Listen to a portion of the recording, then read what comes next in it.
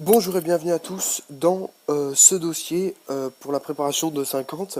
Alors je fais ça pourquoi? Parce que j'ai rencontré pas mal de monde qui était un peu perdu, qui voulait commencer la préparation sur leur cyclo mais qui savait pas où donner de la tête, à savoir ils savaient pas, sûrement parce qu'ils n'avaient pas les connaissances suffisantes pour, euh, pour savoir quelle pièce coupler avec quelle pièce et puis savoir qu'est-ce qui allait tenir et qu'est-ce qui allait, enfin qui risquait d'un peu moins tenir. Alors tout simplement je vais commencer par... Oh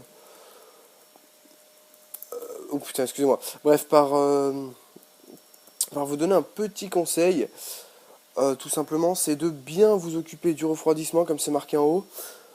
Tout simplement, hein, avant toute préparation, de vous occuper bien du refroidissement, que ce soit sur liquid cold ou air cold. Alors que ce soit voilà, de n'importe. Donc là, par exemple, pour les Minari verticales à refroidissement à air, on a les Durit GV6 ou GV9, ou GY9 d'ailleurs aussi. Là, bon voilà, ça c'est pas une volute ou une turbine d'origine. Et donc elle ventile mieux que celle d'origine. Pareil, on a des cages volutes qui ventilent mieux. Et puis il y a des pièces de carrosserie qui se vendent qui laissent passer aussi mieux les flux d'air. Pareil, pour refroidissement liquide, on va bah, tout simplement aussi pouvoir coupler une pompe à eau ou carrément un deuxième radiateur pour agrandir le circuit de refroidissement et permettre une utilisation un peu plus sportive. Donc voilà, ça c'est un conseil avant de commencer votre préparation. Après, quand on commence à préparer, on va donc s'intéresser à ce que le truc un peu la base, le cylindre et le kit.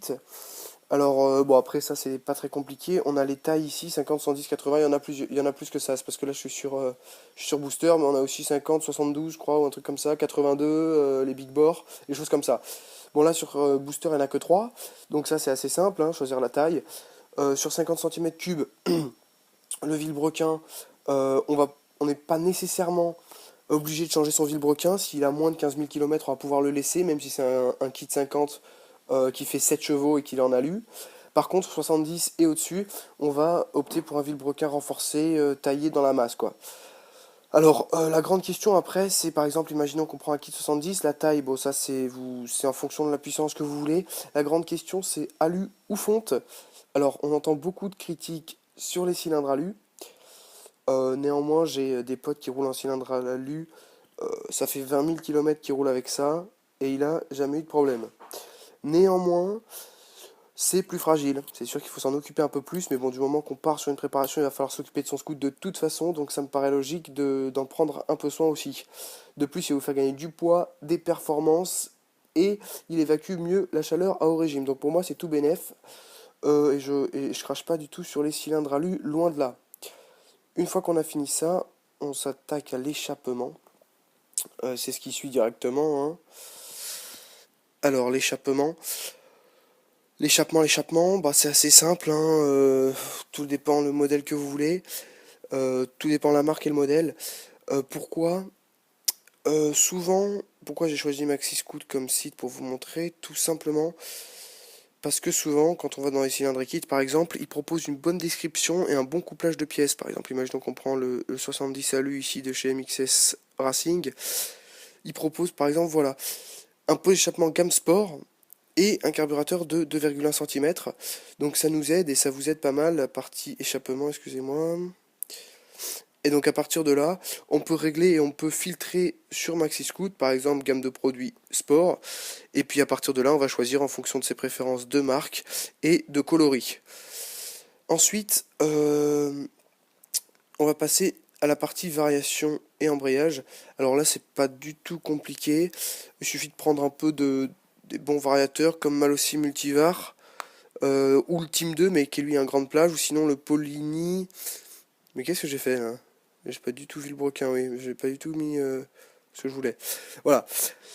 Ou sinon le Polini Speed Control qui est pas mal non plus, hein. Là, non, High Speed, rien à voir. High Speed non plus. Bon, voilà. Du moment que vous mettez euh, un variateur différent de l'origine, comme un Malossi Multivar ou un Polini, de toute façon ça tiendra, hein, c'est bon. Faites attention par contre, si vous montez un variateur grande plage, il va falloir monter tout ce qui va avec, à savoir l'embrayage, la courroie et tout le reste. Donc faites bien attention à ça. Ensuite pour l'embrayage pareil, hein, faites attention à les 3 patins, 2 patins, selon les modèles bah, initialement présent sur le scoot. Si on jette un petit coup d'œil là, peut-être que j'avais vu des, notamment Motorforce qui faisait ça. Là, donc là, c'est un 3 patins par exemple. Et sinon, on en a après, là, c'est un 3 3 3. Bon, j'en avais vu à 2 patins. Bon, faites bien attention de bien prendre un embrayage adaptable. Ensuite, pour ce qui est du vilebrequin, alors, comme je vous ai dit tout à l'heure, au-dessus de 15 000 km avec un 50, il va falloir le changer. Sinon, pour directement au-dessus de 70 cm3, on le change pour mettre un renforcé. Faites bien attention quand vous choisissez votre vilebrequin. Si jamais vous mettez couplé un allumage, par exemple, prenons l'allumage Bidalo qui est Bidalo marque française en plus. Imaginons qu'on prend un allumage Bidalo, faites bien attention parce que souvent dans Maxi Scoot, il y a marqué la plage de fonctionnement de l'allumage, là 0 14 000 tours par minute, ce qui fait qu'il faut bien prendre un vilebrequin qui résiste et qui a une plage d'utilisation de 0 jusqu'à 14 ou 15 000 tours minute. Si vous prenez un vilebrequin qui renforcé mais qui ne tourne que jusqu'à 12 000 tours, il lâchera avant d'arriver en haut du compteur, quoi. Faites bien attention à ça. Et puis ensuite, bon alors pour la carburation, donc les cylindres on s'est fait, toute la variation c'est assez simple. Pour ce qui est de la variation, pareil, souvent sur Maxi Scoot, ils conseillent, tout à l'heure par exemple pour le MXS Racing 70 cm3 alu d'une quinzaine de chevaux, ils conseillaient un carburateur de 21 mm. Bon alors là, bon voilà, on peut opter pour différents trucs, sachant que Delorto est quand même la référence dans le domaine. On peut aussi acheter un carbu à boisseau plat. Néanmoins, après avoir acheté le carbu, on va s'orienter vers les clapets. Les clapets. Alors, les clapets, on a différentes épaisseurs, sachant que plus c'est fin, plus ça marchera, et plus ce sera coupleux en bas régime, et plus ils sont épais, plus ils vous procureront de la puissance en haut régime. On peut aussi donc soit les changer et garder sa boîte à clapets d'origine et mettre des clapets carbone plus ou moins épais. Sinon, on a carrément le kit Easy Boost qui sont des clapets Big Valve, on appelle ça comme ça, et qui procurent un taux de remplissage supérieur à ceux d'origine et qui sont très coupleux et très énergiques dès les bas régimes. Donc voilà, on a fait un petit peu le tour. Pour ce qui est des cylindres et des kits, c'est assez simple, soit fonte, soit alu. Moi, je préconise aluminium quand même. Et puis ensuite la cylindrée selon les moyens et le budget que vous avez. Et puis la configuration et la puissance que vous voulez derrière. Ensuite pour l'échappement c'est pareil. Vous regardez ce qui est préconisé sur Maxi Scoot, un gamme sport, racing, hyper racing. Et puis ensuite vous allez voir, vous trier dans les pots d'échappement pour garder ensuite les coloris et les performances dont vous avez envie. Ensuite pour tout ce qui est variation, bon voilà on a des incontournables comme le pack overrange, mais on a sinon des variateurs et des embrayages qui sont bien, comme les Motor Force ou les Polini, qui tiendront largement. Faire attention, si jamais il vous faut un embrayage ou un variateur grande plage, de prendre tout le pack en grande plage pour pas se retrouver baisé après.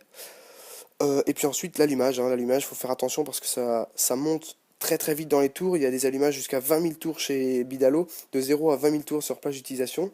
Donc bien faire attention, si on met un allumage, de bien monter un vilebrequin renforcé taillé dans la masse qui, simplement qui peut fonctionner dans la plage d'utilisation de votre allumage.